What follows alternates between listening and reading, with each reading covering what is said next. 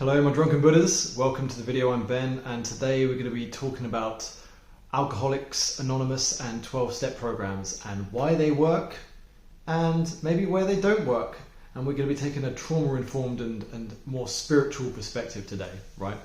So a bit of a disclaimer, I appreciate this is a sensitive topic, so it's kind of like an open exploration is what I'm trying to do here.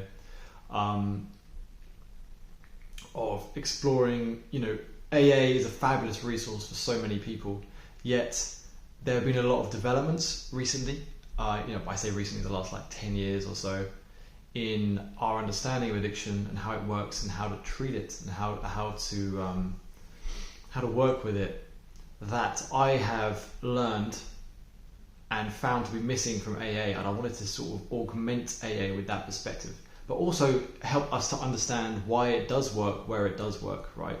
So what is AA giving us really? What's the active ingredient, right? And where can we usefully add other things in? So I'm an alcoholic, and I went to AA for 3 or 4 years, started about 6 years ago, and I would go 3 or 4 times a week. My home group was the young persons in Cleveland Street in London on a Friday night, which I loved.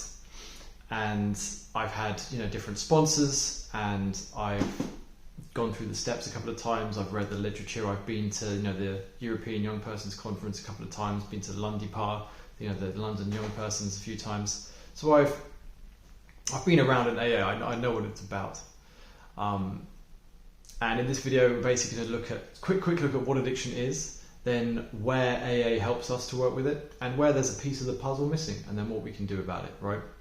So addiction, the headline thing to understand about addiction is that it's a compulsion to escape, right?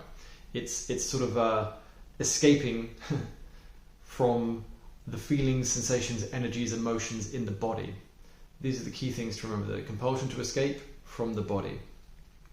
And that's what we're doing when we go after alcohol, sex, gambling, people pleasing, being right, doom scrolling on your phone. That's all we're doing, escaping from the feelings in the body. And so what are these feelings that we are trying to escape?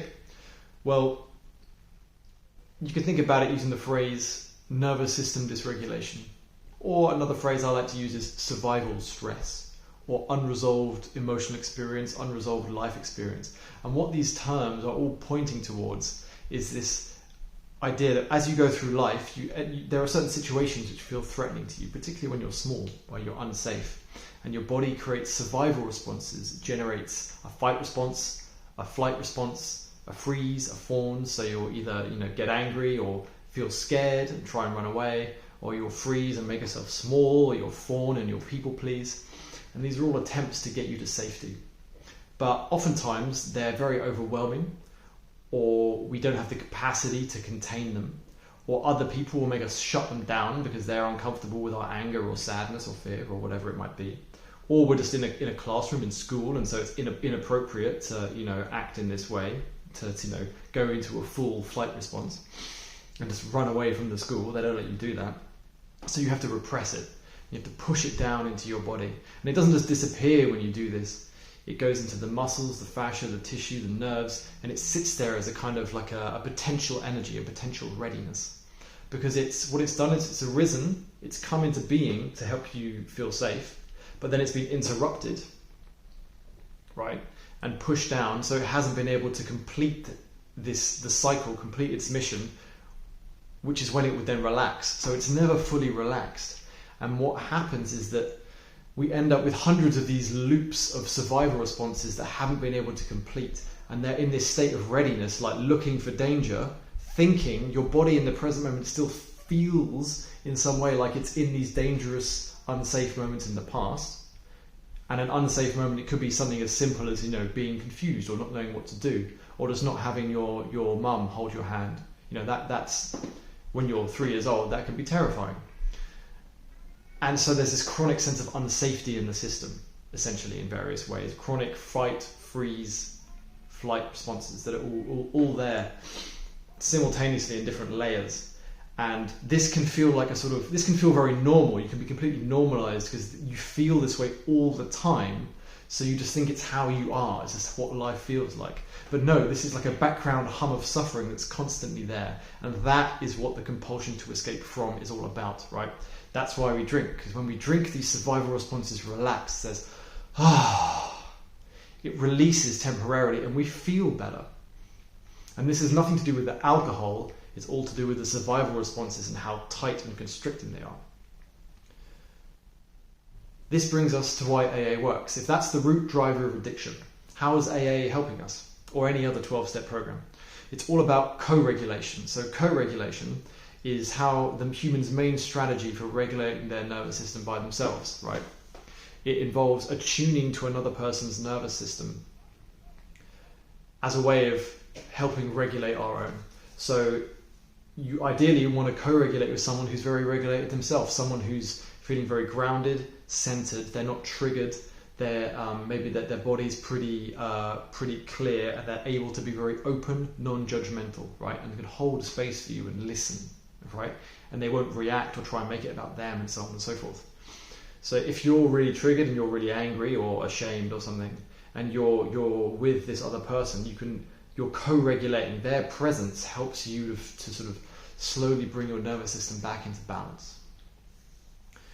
And this is essentially what AA is all about. This is at the root of how it's helpful for people, is because it's an incredibly reliable and powerful source of co-regulation. You can go to an AA meeting and you feel seen and you feel heard and you feel accepted, and you can say, what's on your mind and how you're feeling, and you won't be judged, or almost always you won't be judged. I found it to be a very loving, accepting space on the whole, the meetings that I've been to. Of course there's the odd funny meeting, the odd funny person here and there, but on the whole, it's very good at doing that, providing that sense of co-regulation. Like I used to have my young person's meeting on a Friday night, and afterwards we'll go to Nando's. And there'd be like 20, 30, 40 of us that would go to Nando's, or most of us in our 20s, just recently sober. And it was so much fun, and I felt so safe there, right? And it was just that sense of safety that I was craving, so I'd look forward to it all week. It's like, I can't wait to go to Nando's and just hang out, because the system then the system just relaxes a little bit, right? So it's a way of coping with that nervous system dysregulation. And AA also, because of how important it is in people's lives, it tends to be a very strong community. So there's a lot of strong relationships you can build there. The meetings are very reliable because they're there every week. You can go there, and there are people. The meetings have been there for decades. There are people that have been there for decades. People realise that the strength of the community is what makes it work. So they will offer, everyone's trying to help each other, reach out to other people, and so on, which makes for that really strong community. And so when you have that strong community and that co-regulation, it's a very reliable source of being able to manage these drivers of addiction. Right. Now, this gets us onto where AA doesn't work. Because what you're doing with co-regulation is you're managing and coping with this unresolved emotional stuff in the body, repressed emotions and so forth. But you're not actually transforming it. You're not working with it directly. So you have to keep coming back, essentially, because you'll get triggered. You go to a meeting, you calm down.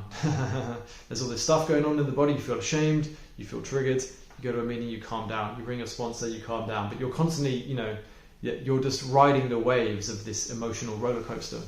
Sorry for the poorly mixed metaphors there. But what AA misses out is the more transformative aspect of working with these, working to resolve these emotional issues directly. So this is the trauma-informed aspect. AA doesn't talk much about trauma, this unresolved life experience as the main driver of addiction, and it doesn't give you any tools for working with it, right? It's possible to go to AA, to do the steps, have a sponsor, and to stay completely in your head and never know anything about what's actually driving the addiction in your body, never go anywhere near it. And people do talk about their feelings in AA, but talking about your feelings is not the same as feeling your feelings, right? People are talking about their feelings often as a way of bypassing them, trying to ignore them, distract them, and numb them out. And that's totally fine. And it's very understandable because people have never been given the skills or the practices or the techniques to know how to do that, because it does take skill, right? But that's what is missing, this some way of supporting people to address the somatic aspect of addiction, which is where the root drivers are, and to give them those skills and practices. And this is huge, right? That somatic stuff, it is the driver of addiction. It's what addiction is. And so being unable to address that is a massive gap in anyone's recovery, right? And that's what makes the difference between coping, managing on the one side, which is fine. Give me all the cope, fucking love coping, thumbs up. But the real freedom over the longer term is being able to transform all that stuff, to integrate it. And then you don't need to manage it or cope with it anymore because it's no longer there, right? So it's actually possible to bring up the repressed anger and integrate it so that you don't keep getting outbursts of anger that you then need to go to a meeting to talk about. Do you see what I mean? There's also the fact that because this isn't widely sort of understood or talked about in AA, you get some pretty suspicious and iffy sponsors, right? So I've had some pretty iffy sponsors. I know others for sure that have had iffy sponsors, that because they don't appreciate what's going on in someone's system, they don't appreciate how they need to be with someone, which is, in best case, very loving, very kind, very open, right? Almost infinitely so, or as much as you can manage. And they'll have a tendency to, I've seen people be shamed by their sponsors, like, oh, you're not doing enough work, you're not doing this, you haven't rang me the other day, and so on, or just like being unkind in various ways. And they're trying to do it out of what they think is best. But because they don't have this piece of information, they end up triggering their sponsees. So they end up creating more stress and shame in the sponsee's body, triggering up more of it, which is that is a key driver of addiction. So they're actually making the addiction worse in a sense, because they're trying to say, oh, you've got to do this, you shouldn't be doing that, so on and so forth. So that's a problematic issue. And I'd like to just talk about, one point that I want to talk about was the steps. So why do the steps work, and where do the steps not work so well as well? Well, the steps work precisely because you're doing them with another person. So if you have a good sponsor, you will be able to go through the steps and you'll be in their presence where you feel safe, you feel like it's a non-judgmental space, and you're free to be yourself, and you can start to talk about some of these issues that you've been having in a much more open way than ever before. And that's what kind of brings a bit of safety to the nervous system. But conversely, there's nothing in the content of the steps itself that will help you or support you to transform this nervous system dysregulation, right? And truly heal in some way from the pain that's driving the addiction, right? Heal the wounds that are driving the addiction. So an example of this is steps 4 and 5. Step 4 is make a searching and fearless moral inventory. Step 5 is admit to God the exact nature of our wrongs. So typically the way people do this is they will write out a list of their resentments, and then step 5, they'll say it to their sponsor. They'll go through it with the sponsor. And for many, this can be a really useful step, because what you're doing with step 4 with this moral inventory is you're starting to list out the wounds, right? These are the wounds. This is the list of the pain that's driving the addiction. This is the pain that I'm trying to compulsively escape from, right? So listing it out is great. The problem is you then just say it to someone and then you move on, right? There's no healing of the wounds, which is where the juice is, right? That's where you want to be. You want to heal the wounds. You don't just want to list them. It's like a soldier coming in from the war, going to a doctor and being like, okay, let's write a list of my wounds where I've been shot in the butt and I've been cut on the face and a fucking squirrel scratched my foot and whatever. And I've got I've got a hole in my stomach, or I don't know, whatever it might be. And they write a list, and then he says it to the list, reads it out to the doctor, and the doctor goes, okay, thank you, see you later, and then just lets him walk out. It's like, you can't do anything, he's going to die. you haven't done anything about the wounds. You And AA kind of patches over the wounds with that co-regulation, right? You can patch over the wounds and get through, and that's amazing. But all I'm trying to say here is that there's a possibility to go further. If you're interested, you don't have to. You can do whatever the hell you want.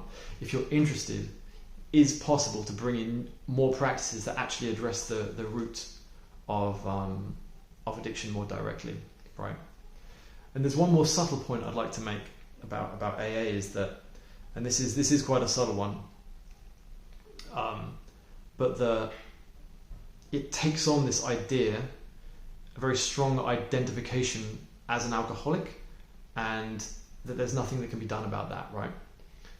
And the thing about an identity is that it's also, all identities are survival strategies. It's an identity we take on because we think it'll help us survive, and this happens at a very unconscious level. And so in this case, we take it on because if we say, if I believe I'm an alcoholic and that I can't be helped, then I'll stay away from booze. And in the short term, this works. And so if it's working for you, that's great. It worked for me.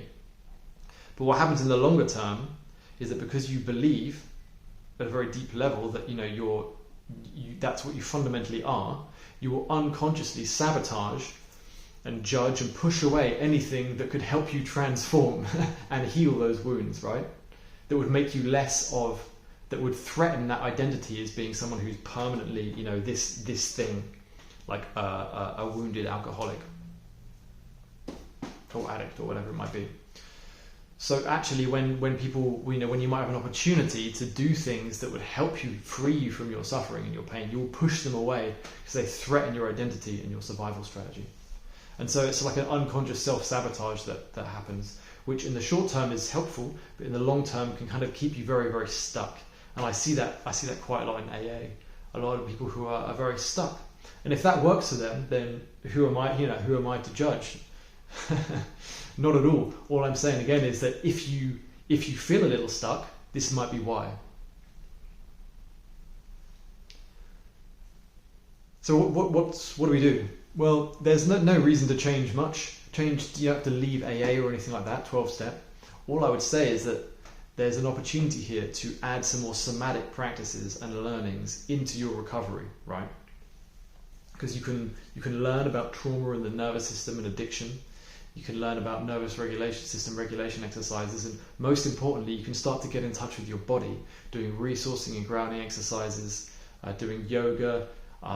I do stuff with folks I call somatic inquiry to help facilitate them to explore the deep emotions and these powerful fight-flight responses and to integrate them, and to learn how to process these things, right? To learn you'd be fucking amazed at all the stuff that's in your body, like the amount of sadness and shame and anger and stuff that's just squashed, this raw tension that's just squashed in there. When you start to dig into it and uncover it, you'd be astonished. It's like when I started digging into my stuff, it's like, well, of course I would have a drink. There was so much repressed anger in there, so much anxiety, so much tension. It's like, of course I'm going to have a drink. Like, why would I not? It's so painful to sit with all of that. And that's why, when you join AA as well, everyone takes up other addictions as well. They stop the booze, but they have all these other coping mechanisms. Everyone's smoking and drinking tons of coffee and acting out in all kinds of ways. And that's fine because they can't do otherwise, right? Because they've got to manage this somehow. So of course, and you can go ahead with that. It's great. It's an improvement. It's harm reduction. It's an improvement in many ways. Smoking and drinking coffee is probably less dangerous than blackout drinking, but the real joy and freedom comes in starting to approach the body and all the secrets that it holds, and learning to trust that intelligence of the body. So I want to finish by saying I'm so grateful to AA for my time there, and all the people I met and still am friends with. I look back very fondly on those evenings. So this isn't meant to be a criticism or a judgment of AA in any way, really. It's more of an augmentation or an addition or an exploration of what we can add to it and why we would want to add to it, right? So please let me know if you have any comments, want to share your own experience in AA or out of AA, you know what I mean? And I do work with people one-on-one to help them explore this kind of stuff. So there's some links in the description, or just look up Drunken Buddha and send me a message. And I think that's it for now. So take care of yourself. Peace. Bye.